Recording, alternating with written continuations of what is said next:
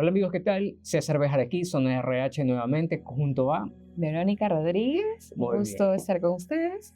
Así es, un gustazo enorme. Este es nuestro tercer episodio. En el episodio anterior hicimos un podcast muy corto respondiendo a las preguntas de Tamara de la A y de Pablo Tamayo que nos dejaron en la página de YouTube. Síganos en la página de YouTube, Zona RH, en nuestras redes sociales también, en Instagram, para estar en contacto con toda la información que vamos a ir sacando muy pronto acerca de todo lo que hacemos con materia de recursos humanos. Entonces, respondimos las preguntas de ellos porque nos habían preguntado ¿Cómo evaluamos un tema de valores dentro de un proceso de selección? La siguiente pregunta era que si las empresas también evalúan el tema de valores, y la verdad es que sí.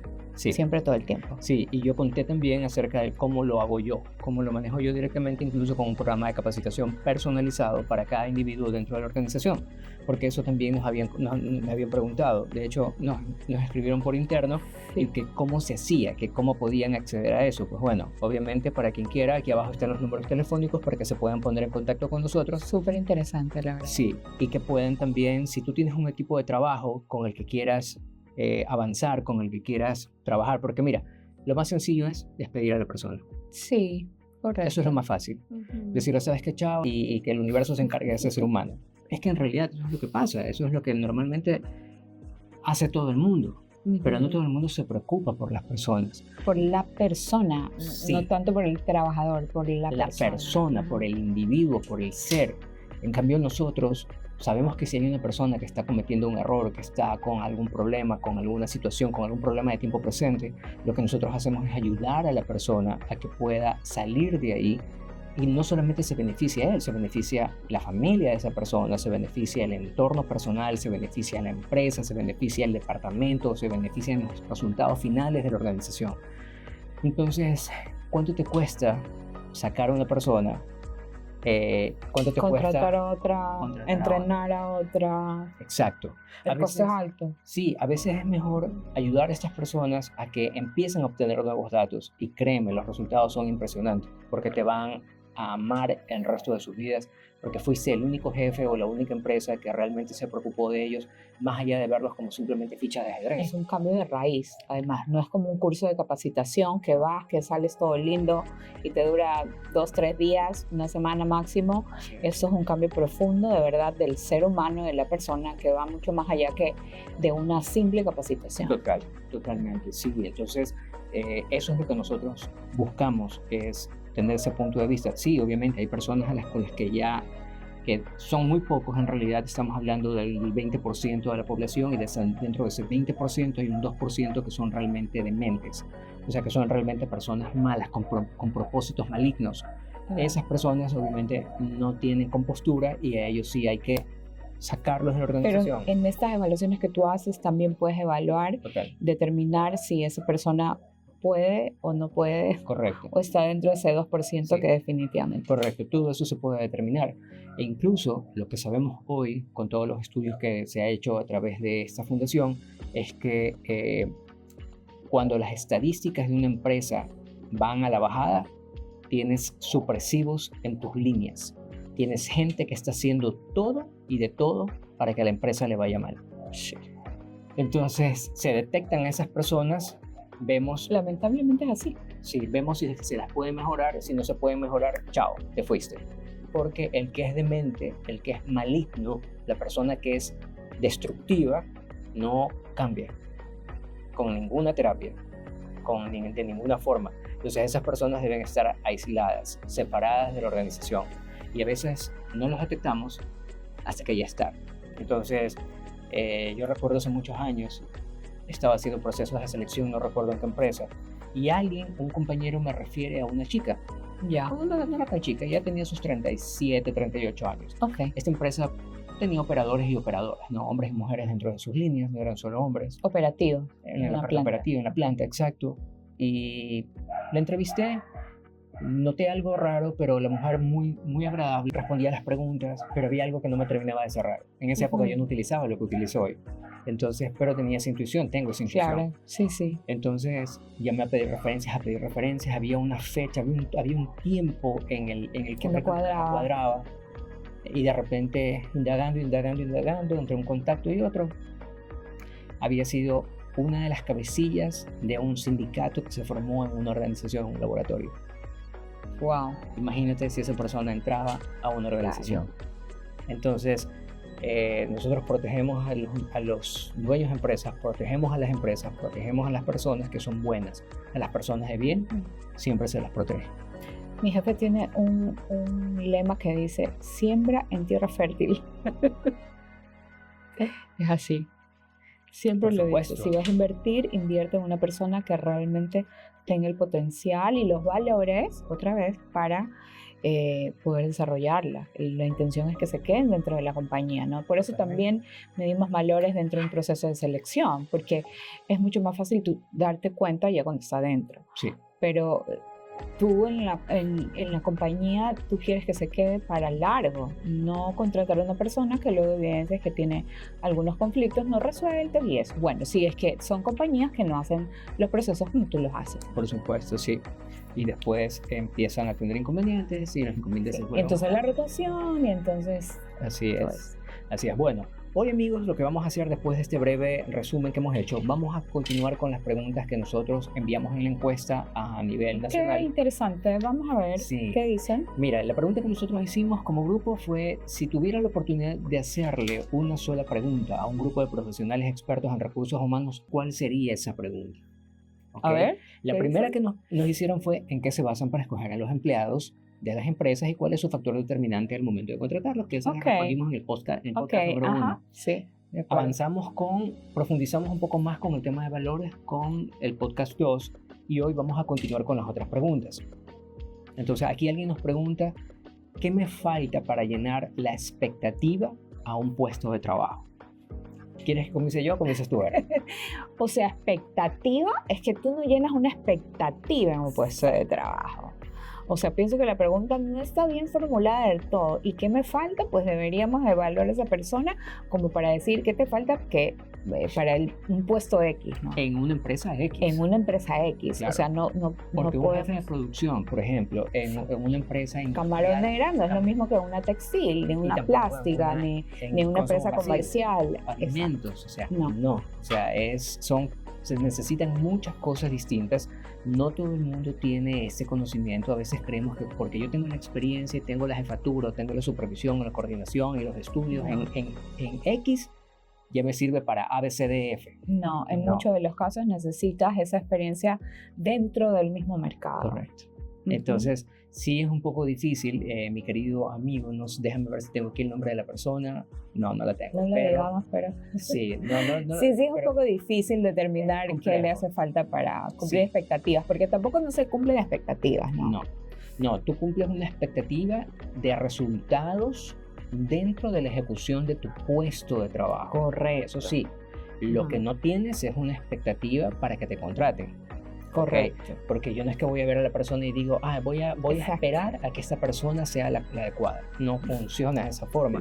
O sea, en realidad, lo que sí necesitamos nosotros es dentro del puesto de trabajo. Cuando estás en puesto de trabajo podemos ver la expectativa, si cumpliste o no la expectativa, pero en proceso de selección... No hay expectativa. Hay una receta. Y si todos los ingredientes de esa receta los tienes tú, eres parte de la ecuación. Caso contrario, no puedes ser parte de la ecuación. Porque si no empiezan a haber problemas, porque por muy chévere, por muy buena gente que seas, pero te falta el conocimiento técnico, te faltan las habilidades blandas, vas a tener mucho problema, mucha dificultad para adaptarte a la organización, porque acuérdate que no todas las empresas son iguales. Todas las empresas son como las familias. Correcto. Son distintas. Su cultura organizacional, exacto, sus valores, su forma de actuar, su creencia, sus políticas, sus procedimientos, su estilo de liderazgo. O sea, son muchas cosas diferentes. Entonces no se trata de una expectativa, o sea, se trata de unos ingredientes específicos para que la ecuación quede correcta. Veamos qué más preguntan. Bien. Esperamos haber podido resolver eso. Vamos con la otra. ¿Por qué escogió estudiar esa carrera para trabajar en recursos humanos? Esa está bonita. Sí. Ok, yo siempre quise ser psicóloga en la vida, pero cuando entré a trabajar, que yo entré a trabajar súper chiquita, mientras estaba en el colegio, esto ya es más personal, pero vale la pena contarlo. Yo entré a trabajar a un supermercado, que no vamos a decir aquí, pero un supermercado que todavía veo chicos que estudian medicina y que trabajan medio tiempo todavía, hoy en 2025 todavía. Entonces yo estaba en el colegio, estaba en 5º año y entré a trabajar a este supermercado medio tiempo. Yo salía del colegio a la 1, salía temprano, estaba en mi casa como 2:15 y corría así como que comía mientras me vestía y me iba a trabajar. Pero entonces en ese proceso de selección yo venía siempre con esa idea de querer ser psicóloga. Pero cuando yo entré a trabajar ahí, me hicieron un proceso de selección súper sencillo, ¿no? Que me tomaban suma resta porque era cajera del supermercado y tenías... Te estoy hablando hace poquitos años atrás, pero entonces no es la tarjeta de plástico que hay ahora, sino que tenía una tarjetita como con un cupo y tú sumabas, restabas la compra y entonces que cállate. Entonces bueno, me hicieron una prueba de matemáticas, suma resta, pero como yo estaba súper nerviosa, era chiquita en serio. Y yo mismo fui a tocar la puerta. A mí nadie me recomendó, nadie me dijo, nadie me llevó. Yo fui, cogí un bus y me fui. Yo quiero trabajar aquí. Sí, yo quería trabajar ahí. Entonces, cuando yo vi todo ese proceso de elección, yo dije, wow, me encanta lo que ellas hacen. Me encantan. Y la primera evaluación que yo hice de suma y resta, la hice mal. Porque estaba súper nerviosa. Y yo era FIMA, o sea, yo siempre he sido buena en matemáticas. Y yo les dije, yo soy buena en matemáticas, te lo juro, pero estaba súper nerviosa, dame otro chance. En esa época era así. Las chicas me dijeron, ok, vamos a ver bien, ¿qué te pasa? ¿Por qué estás así? No sé qué. Me encantó, me enamoré del proceso, me enamoré de la gente, me enamoré, o sea, de ese espíritu de poder colaborar con otra persona que tenga su trabajo, que muchas veces ese trabajo te sirve para muchas cosas. En mi caso, yo me pagué los estudios y mis cosas, porque mi papá falleció, mi mamá era viuda con 4 hijas mujeres, entonces yo quería hacer más. Claro. Y desde ahí, pues la ocasión creo que siempre la he tenido. Al principio yo quería ser psicóloga clínica, o sea, yo jugaba cuando era niña, así como que, a ver, ven, siéntate en el diván, en el mueble, te pregunto, y entonces apunto. Pero ya luego cuando pasé por ese proceso de selección, que ay, las personas que me contrataron, las conozco, todavía están en el ámbito de recursos humanos. Mándale un saludo, mándale un beso, un nombre, el nombre saludo, y todo. Gita Bajaño. Y la otra chica era Patricia, no me acuerdo, pero divinas, todavía siguen ahí. Bien. Entonces, yo quería ser psicóloga clínica, pero cuando pasé por este proceso dije, no, esto es lo mío. Eso es lo mío. Y realmente la satisfacción que te da dentro de estar, también hay tristezas y decepciones dentro del proceso, porque por muchas cosas, desde el proceso de selección, cuando tú dices, wow, este es mi candidato perfecto, y te enamoras de esa persona, y resulta que después te dice, no, ¿sabes qué? Me ofrecieron un poquito más acá donde estoy, entonces me voy a quedar. Y tú perdiste todo ese tiempo. Ok. Bueno, hay muchas decepciones, pero yo creo que hay más satisfacciones que decepciones, y yo creo que sí, vuelvo a tener otra vía, volvería a ser psicóloga. Si a mí algún candidato, un empleado mío me dice, mira, ¿sabes qué me están ofreciendo? Vaya. No, sí, yo no lo detendría. Yo no lo detendría porque, ¿sabes qué? Eso me dice mucho de la persona. Por supuesto. Porque se va a quedar solamente por el dinero. Sí. Entonces, no chao. nos interesa. Sí. No, y ¿sabes qué? Dentro de todo eso, no. Es que, ¿sabes qué? Sí, o sea, te decepciona cuando te dicen...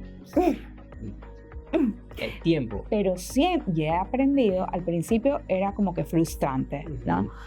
Pero ya con el tiempo he aprendido y Diosito me ha dicho, no, es que ese no era el candidato. Ese no era. Y pierdes un poco de tiempo y vuelves a iniciar el proceso, pero el que llega, oye, sí, de verdad que gracias que no aceptaste, es el que es. He sorprendido y la verdad es que me ha pasado mucho. El cliente interno a veces se decepciona porque dice, wow, y mira que hicimos todo el proceso y no sé qué, yo quería ese chico. Yo digo, tranquilo o tranquila, que ya vas a ver que el que llegue va a ser el mejor. Así es. Y siempre pasa, sí, siempre pasa. Sí. Correcto, es verdad. Ahora, yo voy a responder esa pregunta. ¿Y tú? Ajá, sí. A ver, ¿por qué escogí estudiar esta carrera? A ver, no es tan simple. Yo a los 16 años cuando estuve haciendo prácticas en una empresa bananera multinacional muy grande que tiene en la Carlos Julio las instalaciones, yo hice mis prácticas de colegio y recuerdo haber visto al director financiero en esa época de esa empresa. Yo subía las escaleras y ese señor bajaba y yo dije, wow, yo quiero ser como ese señor. Yo quiero ser eso. Coincidió en que me mandaron un auditorio típico pasante de colegio, te mandan a tipear, a archivar y no sé qué, toda la historia. Pero yo todo lo que hacía lo hacía bien. Siempre me enfoqué, la auditora quedó maravillada porque me mandaron a transcribir un libro, el libro lo dejé tal cual como lo pedían. Wow. Terminé rápido, creo que una semana me demoré en eso, y me mandaron a recursos humanos. Y en recursos humanos empecé a mirar y veía cómo llevaban los procesos y decía, oh, wow, esto es así. Y veía cómo los files, cuando vi la carpeta de este señor, del director, dije, eran cursos y cursos y cursos y cursos y cursos, páginas y páginas de cursos. Y yo decía, así quiero ser yo. Yes. Pasaron los años y en eso me he convertido. Me encanta estudiar. Cuando primero me fui a estudiar, salí del colegio porque yo era informático. Siempre me gustó todo lo que era el tema de la tecnología, lo que estaba en boga, eso me movía muchísimo. Y resulta que cuando salí del colegio, voy a la universidad, me meto a estudiar sistemas, licenciatura en sistemas de información en la escuela. Bastó un semestre para darme cuenta que eso no era lo mío. Sí, claro. Y empecé así como a desesperarme. Y decía, Dios, no quiero esto, pero avanzaban los semestres, pasaba. Estuve 2 años y medio, estuve a un semestre y unas 2 materias más para graduarme y me retiré. Me retiré y me fui a estudiar. Yo estaba entre publicidad y mercadeo y estaba entre psicología industrial, porque ya había vivido recursos humanos. Me voy a la facultad de psicología y cuando entré en la facultad de psicología, pues empezamos a ver la célula. Oh, sí. Y yo dije, este es mi mundo, medicina. Voy a la facultad de medicina a preguntar y me dijeron, claro, sí, están abiertas las inscripciones para el pre. ¿Qué especialización es usted? Y yo, informático. No puede, solo aceptamos kibios. Y yo, no. Pero bueno, me quedé estudiando ahí. También me gustaba mucho clínica. Fuimos, típico del tercer año, ¿te acuerdas que te podías tomar unas clases en la mañana, la especialización en la noche? Y yo en la mañana me iba a clínica. Pero cuando llegaron nos llevaron al instituto, al hospital psiquiátrico. ¿Oh, sí? Sí, nos llevaron al hospital psiquiátrico y yo vi ahí algo que a mí no me gustó. La forma como trataban a los enfermos mentales. Oh, vi a una persona que le practicaron un electrochoque. Y eso para mí fue como destructivo.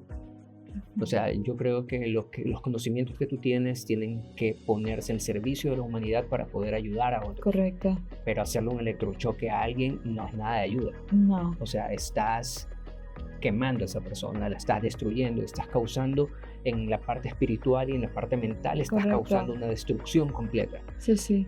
Entonces, más allá de lo físico, ¿no? Entonces dije, no, esto no. Así que me fui por el lado industrial, me quedé ahí, me fui de largo, pues sí, ahí nos conocimos nosotros. Y fue una experiencia. La verdad es que es una carrera que te da mucha visión, sobre todo la interacción con las personas, no desde sus traumas como la clínica, claro, o querer desarrollarse, sino desde el aportar en su vida con...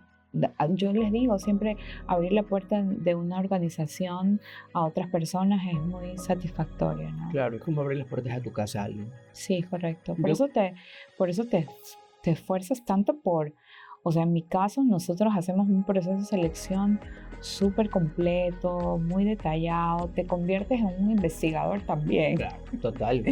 Porque tienes que mucho buscar y observar información de la persona. Pero es súper lindo, sí. Es lindo. Y luego acompañar a las personas dentro de su proceso ya dentro de la empresa, que en otros podcasts hablaremos ya de eso, pero es hermoso, la verdad. Sí. Yo creo que sí volvería. Yo también estudié publicidad y mercadotecnia, porque creo que venía con esa ansiedad de crear, de la creación. La creación, sí, de crear, pero entonces aquí no había muchas carreras de diseño, cosas en esa época no. Lo máximo que vi era la licenciatura en mercadeo, ¿Te acuerdas que así le decían? Ya, mercadeo. Mercadeo. Eso estudié yo, Ya. publicidad y mercadeo, que iba a ser licenciada en publicidad y mercadeo. Entonces, cuando voy a las clases, era pura estadística, era puros números. Yo decía, ¿y cuándo me van a enseñar a crear? Claro. Entonces dije, no, esto no es para mí. Sí. Y fui a la facultad de psicología y te acuerdas que, no sé en tu caso, pero nos recibió el decano. Sí, y el decano te entrevistaba. Ajá, correcto. Y él veía un tipo extraordinario, para mí era, ok, Sí, lo era. él veía y te decía, ok, sí, tú puedes ser un psicólogo. Y tú te sentías tan bien, tan acompañado, tan acogido. A mí me encantó desde el primer día que fui. Sí. Y desde el primer día que fui a la universidad, y dije, ok, gracias Diosito, eso es lo mío. aquí me Facultad quedo. de Ciencias Psicológicas de la Universidad Estatal de Guayaquil. Ahí nos grabamos. Yeah. Sí. Sí. Bien, entonces vamos a la siguiente pregunta. Vamos. La siguiente pregunta está un poco heavy. ¿Están más a favor de los empleados o de los empleadores?